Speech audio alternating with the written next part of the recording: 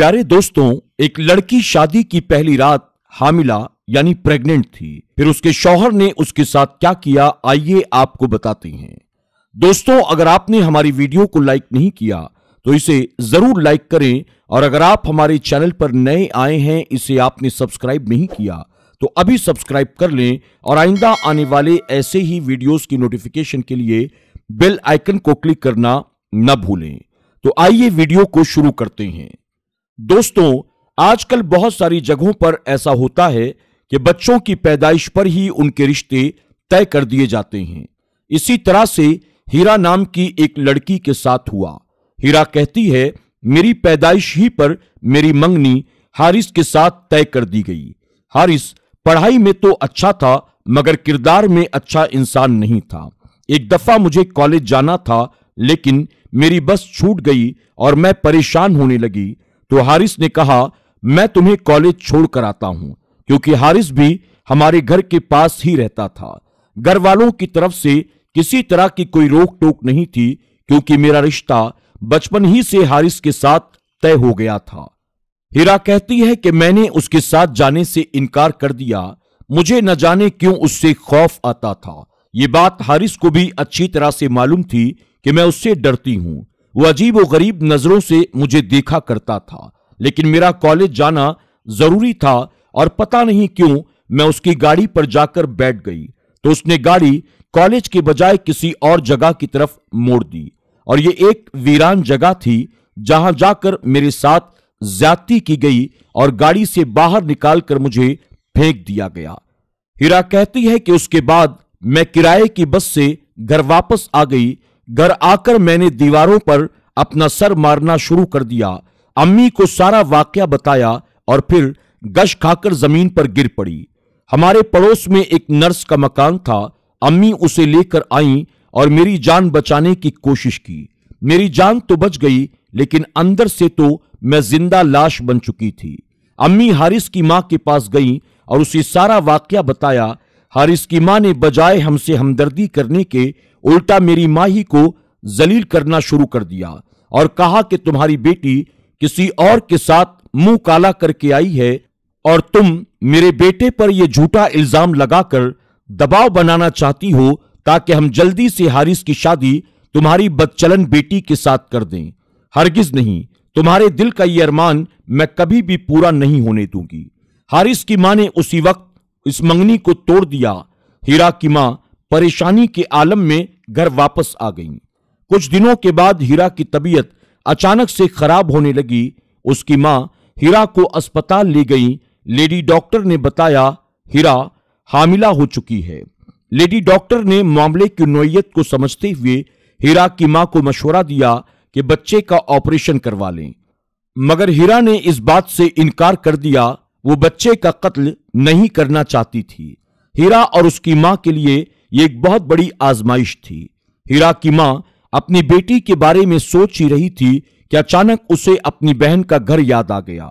उसकी छोटी बहन की बड़ी ख्वाहिश थी कि वो हीरा को अपने घर ले आए, अपने बेटे शादाब के लिए।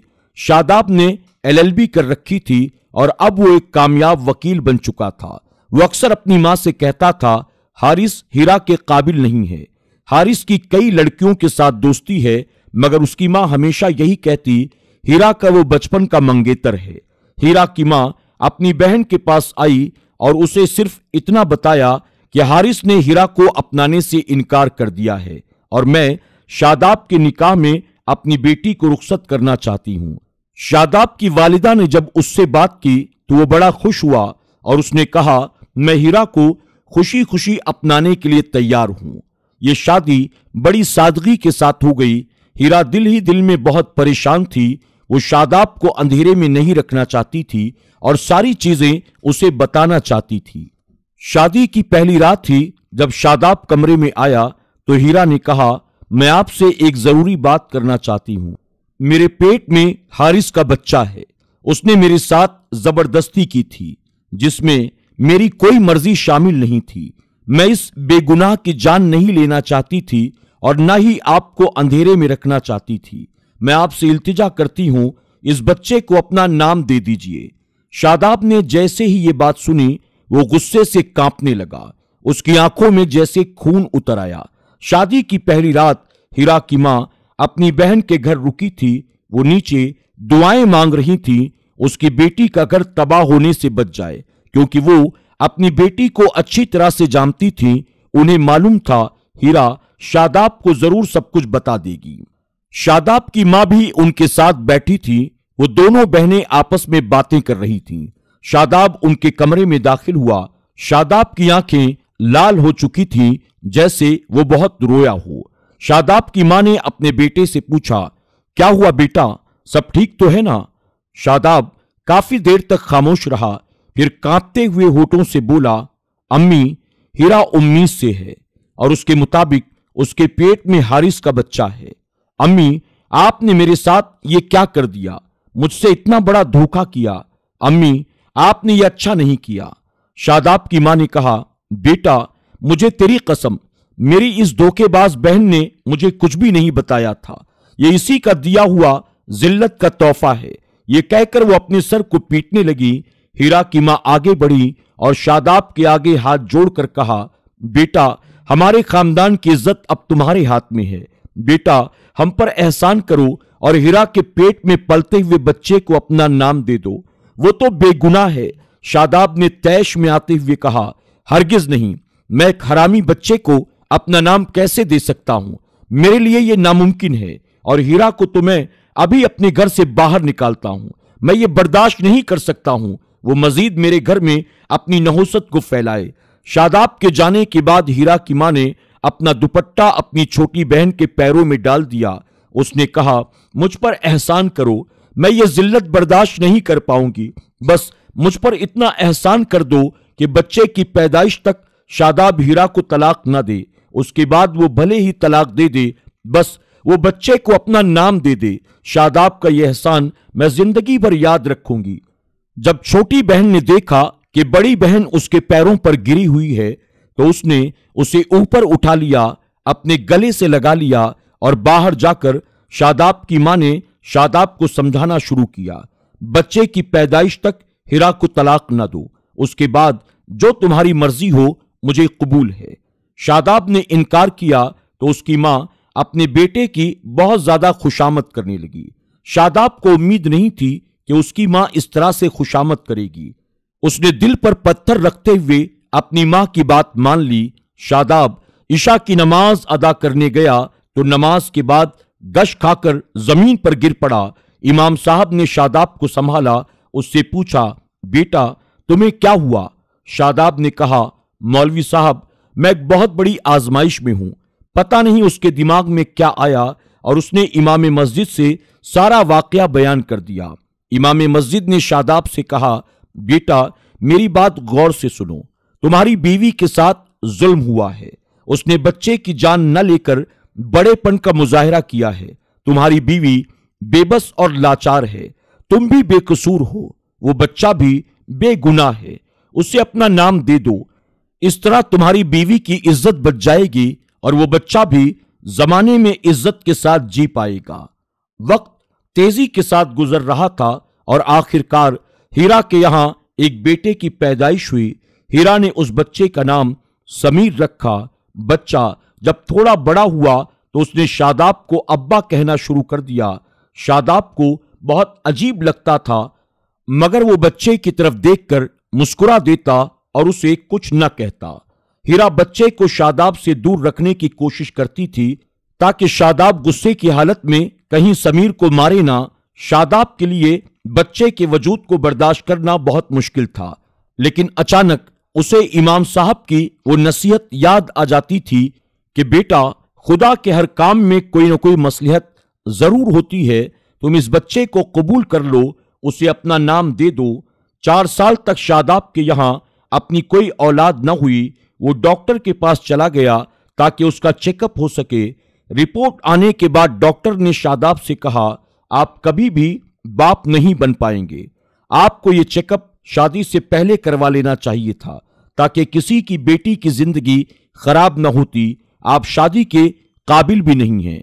क्लिनिक से घर वापसी पर शादाब बिल्कुल बदल चुका था। उसकी हालत ऐसी थी जैसे कोई हारा हुआ शख्स हो।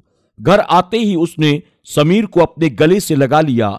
हीरा शादाब के अचानक इस बदले हुए रवैये को देखकर बहुत हैरान हुई और बहुत खुश भी हुई।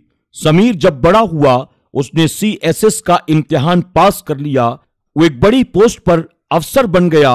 उस दिन शादाब और हीरा का सर फक्र से बुलंद हो गया। और दूसरी तरफ हारिस ने भी शादी की थी। उसके यहां एक बेटा पैदा हुआ जिसका नाम उसने काशिफ रखा।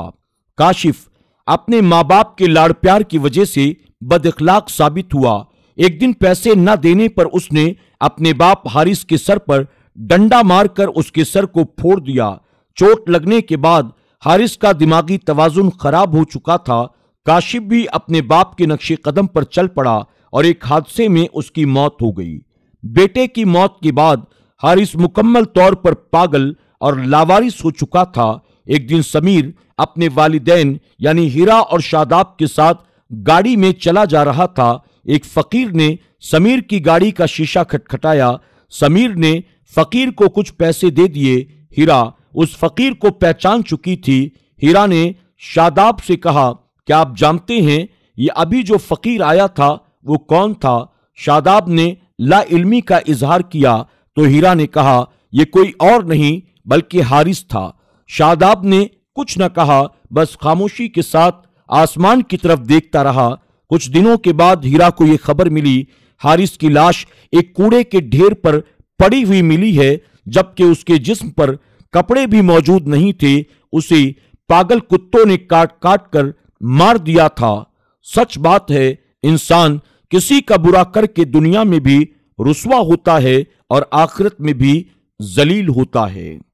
दोस्तों, उम्मीद करते हैं कि आज की ये सबक आमोज कहानी आपको जरूर पसंद आई होगी। आज की इस कहानी के बारे में आपकी क्या राय है, कमेंट बॉक्स में जाकर जरूर कमेंट करें। वीडियो पसंद आने की सूरत में इसे अपने दोस्त अहबाब के साथ शेयर करना न भूलें। और साथ ही आप तमाम से दरख्वास्त है, अगर आपने हमारी आज की वीडियो को लाइक नहीं किया, अभी लाइक कर लें। अगर आप हमारे चैनल पर नए आए हैं, आपने इसे सब्सक्राइब नहीं किया तो अभी सब्सक्राइब कर लें और आइंदा आने वाले ऐसे ही वीडियोस की नोटिफिकेशन के लिए बेल आइकन को क्लिक करना न भूलें। आज की वीडियो में बस इतना ही। बहुत जल्द एक और नई वीडियो के साथ आपकी खिदमत में हाजिर होंगे। तब तक के लिए हमारी पूरी टीम को इजाजत दें। अल्लाह सबको ढेरों खुशियां अता फरमाए। अल्लाह हाफिज।